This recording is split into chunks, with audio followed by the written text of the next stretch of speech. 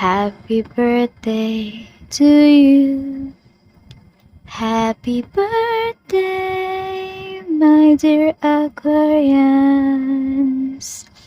Happy birthday to you. Happy birthday, Aquarians. Ayan. So, malapit na. Actually, this is your birthday season. This is your birthday reading. At pasensya na kayo sa boses ko kasi nangangati ang aking lalamunan. Kaya, ayan lang muna yung ating nakayanan. Welcome po dito sa ating channel or welcome back.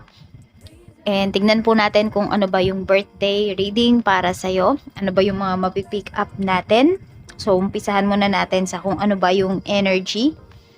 Okay, ano ba yung energy ngayong birthday season mo. Tignan natin, this is for you. Aquarius Sun. We have love, pretending, mask, exaggeration. So, may mapanggap ba dito sa paligid mo? Or ikaw to, nakikilaro ka lang sa kung ano yung nangyayari sa life mo. So, meron dito, pwedeng hindi kayo masyadong sineseryoso tong taong ka-deal ninyo. I mean, sabihin natin ano ba, parang yung mga suggestions mo, yung mga sinasabi mo, parang hindi nagmamatter dun sa tao na yun or sa mga tao na yun. Parang ayaw ka nilang bigyan ng chance. Ayun yung nakikita ko dito. Para sabihin natin mag-grow, mas mag-explore, yung mga ganyan. Tingnan natin. Parang freedom, di ba? Parang pwedeng wala kang freedom. Yun yung nafe-feel nung iba sa inyo, Aquarius. Tignan pa natin ano pa yung mensahe para sa'yo. Okay, spirit guide, ano pa po yung energy? We have the journey. Okay, so yun nga, parang meron dito, gusto ninyong mag-travel, gusto ninyong may matry na something new, pero may mga tao dito na parang ayaw kayong payagan na mag-grow. Parang kinukulong lang kayo sa isang box. So ayan, baka may pag-travel naman talaga na gagawin yung iba sa inyo ngayong birthday season ninyo.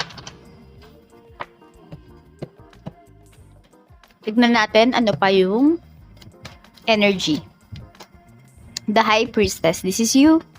Okay, so sabi ko nga parang nakikipaglaro lang kayo dito. Aquarius, you're using your mind rather than your heart ngayong birthday season po ninyo. So, ayan, mas nagiging matalino talaga kayo ngayon. And sabi ko nga, nakikipaglaro kayo.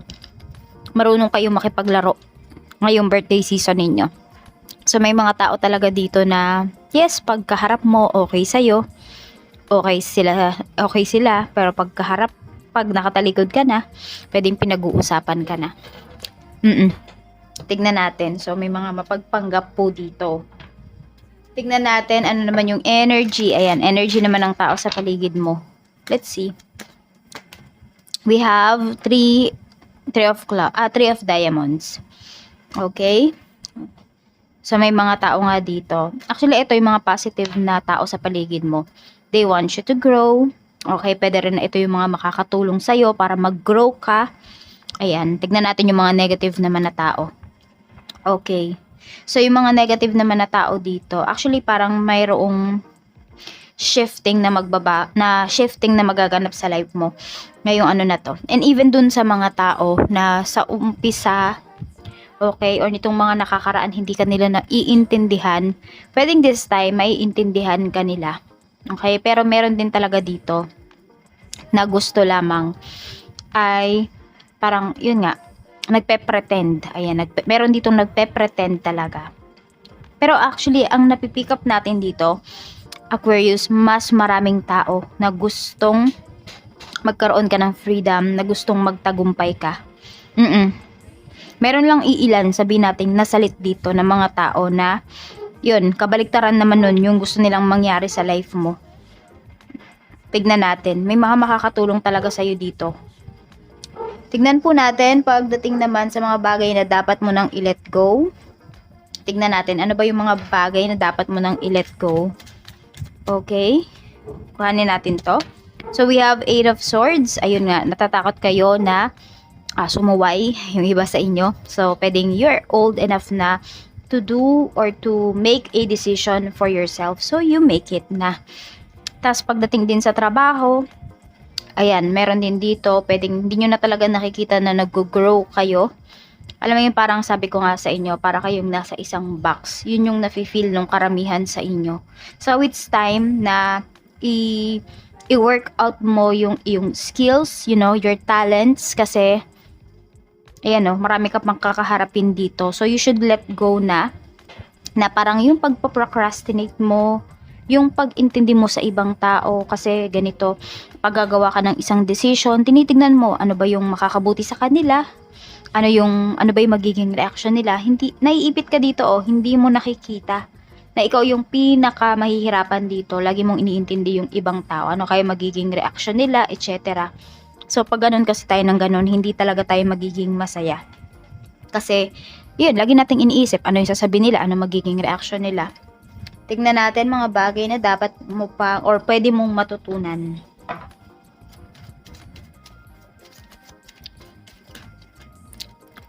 We have Page of Cups. Okay, your intuition. Marami sa inyo, binablock nyo to. Marami sa inyo, Aquarius, is, ayan, may mga red flags na kayo nakikita. Yung gut feeling ninyo, ayan na. Dinadaan na kayo sa panaginip, pero hindi pa rin kayo nakikinig. Minsan, kayo yung nagbablock ng intuition ninyo. So, pakinggan nyo po talaga yan. Kasi, sabi ko nga sa inyo, hindi naman kayo ipapahamak niyan. Tignan natin, ano pa. So, meron kayo ditong gifts na pwede nyo pong i-enhance ngayong, ano na to, ngayong birthday season ninyo. We have 6 of Swords. Ayan. So, ito pala. Okay, dapat mo ding matutunan na harapin yung mga bagay na tinatakasan mo. Actually, this is not the time para takasan mo yan. This is the time na dapat i-face mo na yan. Kasi para, you know, maluwag sa dibdib mo, makakahinga ka ng maayos, makakatulog ka ng maayos, magkakaroon ka ng peace of mind. In short, yan yung kailangan mong gawin. Meron ka kasing mga tinatakasan na conversations dito. And ayun nga, kailangan talaga wag ka magpapadala sa emosyon mo. Kasi may mga tao dito na talagang parang kunwari iniinis ka para makapagsalita ka ng mga hindi magagandang, you know, bagay. Tapos sasabihin, oh, ikaw talaga yan, ganyan talaga yung ugali mo. Alam mo yung tinitrigger ka, pinupush ka talaga sa limits mo. So yun yung kailangan mo ding matutunan dito. Na hindi sa lahat ng pagkakataon, tuwing magre-react ka, ay dapat emosyon. Yung kapagaganahin mo dito, hindi. Dapat isip. Kaya maging matalino ka. Meron din ako nakikita dito. Matututunan ninyo. Ayan, pwedeng sa skills nga po ninyo. Hindi ko alam kung may nanggagamot dito. Some of you, pwedeng meron kayong mga trainings na aatenan. Pwedeng ito ay from your past life, kasi yun yung nakikita ko dito. So parang kung ano yung mga ginagawa ninyo, Aquarius, nung past life ninyo, ngayong ngayong lifetime na ito, yun pa rin, may kaugnayan pa rin. For some of you, kung nag-take kayo before or gusto nyo talaga maging doktor, maging nurse, maging teacher, some of you, pwedeng nung past life niyo professor talaga kayo. This time naman, pwedeng nagtuturo kayo, pero ibang ibang sekta na, parang ganyan. Katulad sa akin, sa example ko sa akin, meron akong past life na ako ay isang, manggagamot. So ngayon, 'di ba, yung nandun yung nagpapayo ka, ganyan, nag-guide ka sa ibang tao, yun naman yung ginagawa mo. So, yung mga ginagawa nyo ngayon, may kaugnayan yan sa past life ninyo. Even yung mga nangyayari sa inyo, na kunwari, sabi natin, mga problems na tumarating sa life ninyo, napagdaanan nyo na yan before, hindi nyo lang kasi natutunan yung lessons, kaya binabalik yan sa inyo. Diba? So, kung meron kayong problem ngayon, ang tagal na pala ng problema nyo na yan, hindi nyo pa nasusolusyonan. Kasi, sinamahan pa kayo dito hanggang ngayon. So, kaya nga sinasabi ko sa inyo dito, you need na to face those situations. Tignan natin, okay? Ano naman po ang energy pagdating sa health? We have 5 of Pentacles. So, ayan, baka may mawala ng boses dito. Yung iba po sa inyo is more on vitamins yung nakikita ko. So, or meron dito mataas yung cholesterol. Masakit lagi yung ulo. Tapos, more on sa head yung nakikita ko dito. So, baka may naglalagas dito yung buhok. Ayan. Oo. O kaya naman ang nipis na nga ng buhok ninyo, ganun. So, alagaan nyo po. Kasi, di ba sabi nga yung hair natin is our crowning glory. Totoo naman, di ba, pag iba yung hairstyle mo, iba din yung, medyo nagiging iba din yung itsura mo. Kaya, ayan, tignan natin. Baka may mga magpapagupit dito. Tapos, nakikita ko pa dito is sa kuko. Ayan, baka meron kayong baby, baka masagad nyo yung pagpuputol ng kuko nila. So, mag-ingat po kayo. Tignan natin. So, ayun nga, pwede rin sa voice po ninyo. Ayan, baka kayo ay inuubo. Pagdating sa pera, we have 5 of cups. Okay, pagdating naman sa pera, makakabawi po kayo dito ngayong birthday season ninyo. Wala ko masyadong nakikita na magbibigay sa'yo ng regalo. Pero maraming babati sa'yo. And some of you, Aquarius, is happy na kayo dun. Na may mga tao na nakakaalala or nakaalala ng birthday po ninyo. Sa work, we have naman 2 of Pentacles. So, meron nga kasi dito, diba? Pwedeng nagdadalawang isip na kayo. So, ngayong month na to, ngayong birthday season ninyo, pwedeng makapag-decide kayo kung kayo ba ay aalis na dito sa work or magpapatuloy pa rin. Ayan, pwede rin napakadami nyo namang trabaho. Kung kayo naman hindi kayo nag-iisip ng ganyan kasi happy naman kayo sa trabaho nyo. Pero yung schedule mo, yan po yung kailangan mo talagang ayusin ngayong birthday season.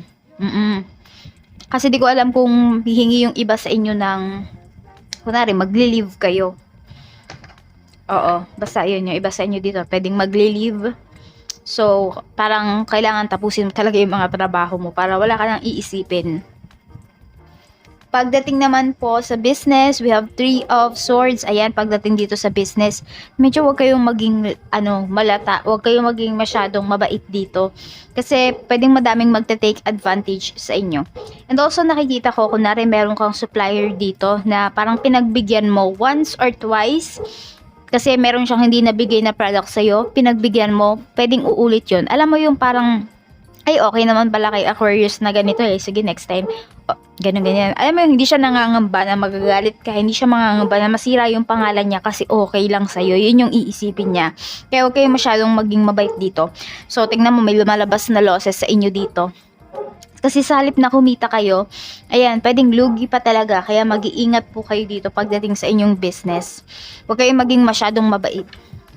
Tignan natin, pagdating naman po sa love life. Sa mga single, we have 5 of swords. Okay, sa mga single natin dito, may makikipag-ayos sa'yo. Mag-ingat ka lang kasi tingnan mo, 'di ba? Meron tayong pretending mask and exaggeration. So yung tao na 'to baka mangako-ngako na naman sa'yo kung ano-ano naman yung sasabihin niya na hindi niya naman talaga magagawa. Kaya mag-iingat kayo dito. And also may tao din dito na pwedeng nagpapanggap. Ayan, nagpapanggap na may gusto talaga sa'yo. Kaya mag-ingat po. Sa mga inner relationship naman, we have Queen of Cups. So, may mga insecurities kayo or yung person mo na na-feel towards this relationship na pwedeng dapat pag-usapan po ninyo ngayong month na ito. Tingnan natin. Ayun. Meron dito nagpapakamartir pala pagdating sa relasyon. Ayan. So, tipong ganito. Mag-boyfriend, girlfriend pa lang kayo ng person mo pero umaakto ka na as asawa. Ayun yung nakikita ko dito. Kaya yung iba sa inyo tinatake for granted kayo. Kasi, you know, yung person mo, ito lang yung effort niya, pero yung effort mo todo-todo. You know, so hindi niya nami-meet yan. So, parang natatake for granted ka dito. Tignan natin. Sa mga byuda at byuda naman po, ayan, meron tayo ditong the devil. So, some of you, pwedeng kakaalis nyo lang sa isang toxic relationship. Ayan po. So, you know, ready to move forward na kayo dito. Yun yung nakikita ko ngayong birthday season po ninyo. So, ang mahalaga sa inyo ngayon is yung mga anak po ninyo. Ayan. Even sa mga single mom natin, single dad natin, pwedeng ito kakatapos nyo lang sa isang toxic relationship. Ayan. So, magpo-focus muna kayo sa inyong sarili, sa inyong inner child, sa inyong mga anak. Tignan natin sa mga married naman po. We have the moon. Okay. At meron tayo ditong Knight of Cups. Meron tinatago sa'yo dito yung asawa mo. More on surprise yung nakikita ko dito. Aquarius, baka yan iso-surprise ka niya ngayong birthday season mo. Oo, tas meron din ako negotiation na nakikita dito. So, di ko alam kung property ba yung ireregalo sa'yo, ganyan. So, parang wino-workout na yan ng asawa mo. Tignan natin. So, big time, no? Bigatin. Tignan natin kung ano pa yung blessings na pwede mong ma-receive ngayong birthday season. Spirit guide, ano po yung pwede ma-receive ni Aquarius ngayong birthday season niya. Medyo madami kayong ano dito ha. Madami talaga kayong perang darating. Kasi ayan no. Ano lang talaga yung suporta ng mga tao sa paligid ninyo. Ayan pala. A blessing for good work. So meron nga dito, pwedeng hindi naman kayo aalis sa trabaho ninyo. Pero mas ano pa kayo, mas mag-excel pa kayo sa inyong work. Tignan natin. We have naman a blessing of protection. So guided talaga kayo dito. And ayan, pakinggan nyo po yung inyong intuition. Huwag kayong matakot. We have a blessing on your love. So merong magkaka-love life dito. Meron dito ay happy kayo sa inyong relasyon. And meron din dito, pwede rin naman na self-love ito. So happy kayo. Meron dito magiging nanay na, meron mabubuntis or merong mga anak ngayong month ng inyong birthday season. A blessing for good men and fathers. Marami sa inyo natagpuan nyo na talaga yung tao na tanggap kayo. Yung tao na handa kayong ipaglaban. Pwedeng, yung iba naman sa inyo, kung single kayo, matatagpuan nyo na yan. So we have number 13, 12, 17, 23, and 18. Yan lamang po ang mensahe para sa'yo. At ito na po yung inyong wishing candle. Wait lang at ako ay magkukuha lang ako ng kandila. Okay. So mag-wish na po kayo. Ito po yung inyong birthday candle. So wala tayong pa-cake. Kaya kandila lang muna. Okay, wag kayong mag-alala, may dasal na yan. Mag-wish na po kayo. Black for yung mga blockages ninyo. Tinatanggalan natin yan, nililift na natin kung may nag-evil eye po sa inyo. Green for money and red for love, passion, and your career. Okay? You will receive all these blessings. You will receive yung mga wishes po ninyo.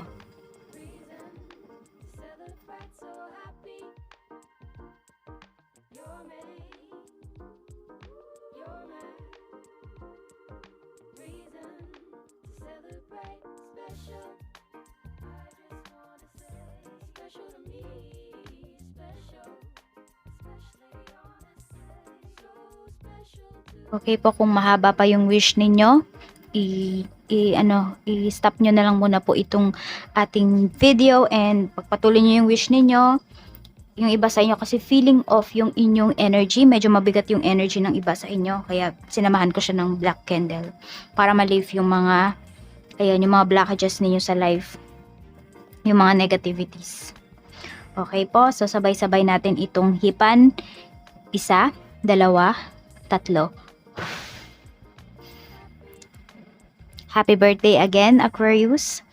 Mag-iingat ka always. Enjoy the rest of your birthday season. You deserve to be loved. You deserve the peace of mind. You deserve everything that you want in life. Ingat po. Bye!